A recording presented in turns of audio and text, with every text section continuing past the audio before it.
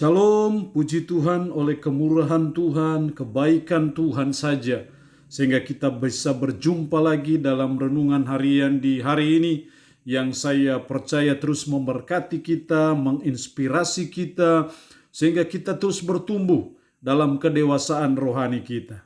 Mengawalinya, mari kita berdoa. Puji syukur, hari ini Tuhan berikan kami kembali waktu dan kesempatan untuk kami mau membaca, mendengarkan, dan merenungkan sebagian dari firman-Mu yang adalah makanan rohani bagi rohani kami. Roh-Mu yang kudus, tolonglah kami, urapilah dan berkatilah kami dengan kebenaran firman-Mu di hari ini. Dalam nama Tuhan Yesus Kristus kami berdoa. Amin. Nats firman Allah yang menjadi perenungan kita bersama di hari ini dari Wahyu pasal 2 ayat 8 sampai dengan ayatnya yang ke-11. Secara khusus saya akan baca ayatnya yang ke-11. Demikian firman-Nya, Wahyu pasal 2 ayat 8 sampai ayatnya yang ke-11. Ayat 11, siapa bertelinga, hendaklah ia mendengarkan apa yang dikatakan Roh kepada jemaat-jemaat. Barang siapa menang, ia tidak akan menderita apa-apa oleh kematian yang kedua. Demikian firman-Nya di hari ini yang kembali berbicara mengenai menjadi umat pemenang. Di hari kemarin kita sudah bicara menjadi umat pemenang bagian yang pertama, dan hari ini bagian dari renungan seri mengenai menjadi umat pemenang, melihat dari Wahyu pasal 2 sampai pasal 3 mengenai 7 jemaat yang dikirimi surat oleh Rasul Yohanes. Tuhan mau sebagai umat yang Dia sudah tebus dengan darah yang mahal di bukit Golgota, supaya kita menjadi umat pemenang. Tuhan tidak mau kalau kita menjadi umat yang kalah. Sebagai anak-anaknya dan Dia sebagai bapaknya, Dia mau kita menjadi umat pemenang. Dalam ayat 11, siapa bertelinga, hendaklah ia mendengarkan apa yang dikatakan Roh kepada jemaat-jemaat. Barang siapa menang. Kembali diulang, barang siapa menang, ia tidak akan menderita apa-apa oleh kematian yang kedua. Kalau kita menjadi umat pemenang, firman Allah menggaransi kita, ia tidak akan menderita apa-apa oleh kematian yang kedua. Kalau kita bicara kematian yang kedua dalam konteks kitab Wahyu, itu berbicara mengenai penghukuman di neraka. Jadi barang siapa menang, ia tidak akan menderita apa-apa oleh kematian yang kedua, atau tidak akan menderita apa-apa oleh penghukuman di neraka. Karena kita menjadi umat pemenang. Sudah barang tentu ini selalu dihubungkan dengan iman kepada Yesus Kristus, sehingga memungkinkan saudara dan saya bisa menjadi umat pemenang, dan karena itu saudara dan saya tidak mengalami apa yang namanya kematian yang kedua. Itu sebagai upah bagi saudara dan saya, karena saudara dan saya menjadi umat pemenang. Lalu pertanyaannya adalah, gimana caranya supaya saya menjadi umat pemenang? Apa yang harus saya buat? Apa yang harus saya lakukan? Apa yang harus saya kerjakan? Apa yang harus saya usahakan supaya saya menjadi umat pemenang? Dalam konteks Wahyu pasal 2 ayat 8 sampai 11, saya menemukan ada dua cara untuk saudara dan saya bisa menjadi umat pemenang. Yang pertama dalam ayat 9.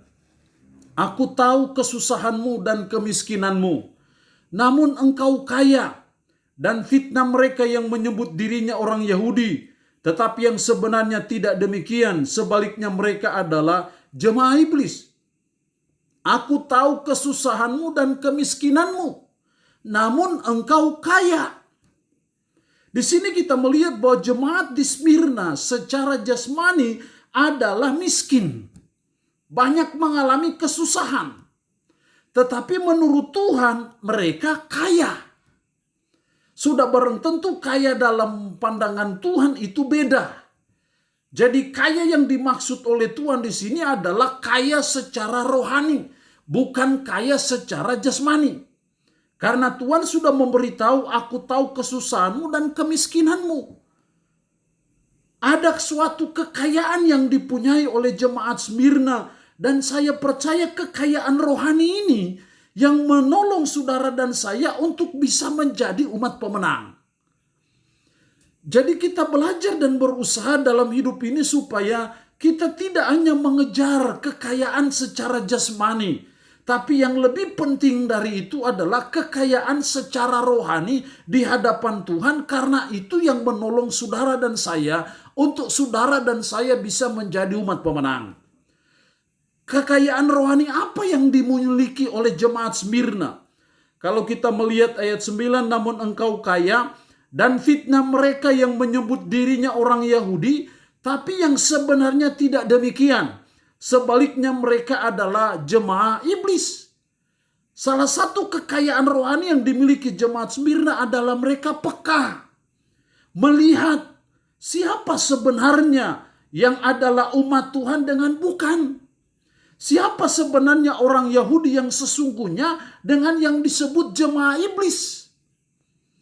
Fitnah mereka yang menyebut dirinya orang Yahudi, tetapi yang sebenarnya tidak demikian. Ini salah satu kekayaan rohani yang dimiliki oleh jemaat Smyrna pada waktu itu.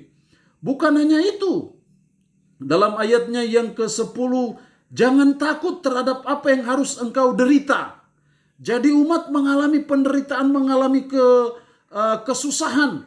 Sesungguhnya iblis akan melemparkan beberapa orang dari antaramu ke dalam penjara supaya kamu dicobai. Dan kamu akan beroleh kesusahan selama 10 hari. Mereka bukan hanya peka, tapi mereka juga sabar. Mereka juga tekun dalam kesusahan, dalam penderitaan yang mereka punyai. Dan ini adalah kekayaan rohani yang dipunyai dan dimiliki oleh jemaat di Smyrna. Dan saya percaya kekayaan rohani inilah yang menolong jemaat yang ada di Smyrna, termasuk saudara dan saya, untuk saudara dan saya bisa menjadi umat pemenang. Tapi ketika kita hanya pada kekayaan secara jasmani dan kita tidak mengejar kekayaan secara rohani, itu yang membuat kita tidak bisa menjadi umat pemenang. Tapi saya percaya ketika kita memiliki kekayaan rohani, apakah itu sabar, apakah itu peka, apakah itu ketekunan dalam kesusahan, saya percaya itu menolong saudara dan saya untuk menjadi umat pemenang. Jadi supaya menjadi umat pemenang, kita harus kaya secara rohani. Yang kedua, masih dalam ayat 10 bagian terakhir, hendaklah engkau setia sampai mati, dan aku akan mengaruniakan kepadamu mahkota kehidupan. Hendaklah engkau setia sampai mati. Di sini kita melihat bahwa hal yang kedua, supaya kita menjadi umat pemenang, caranya yang kedua adalah kita harus setia sampai mati. Jangan kita belum mati, kita sudah tidak setia. Berarti kita tidak bisa jadi umat pemenang. Menjadi umat pemenang adalah kita harus setia sampai akhir.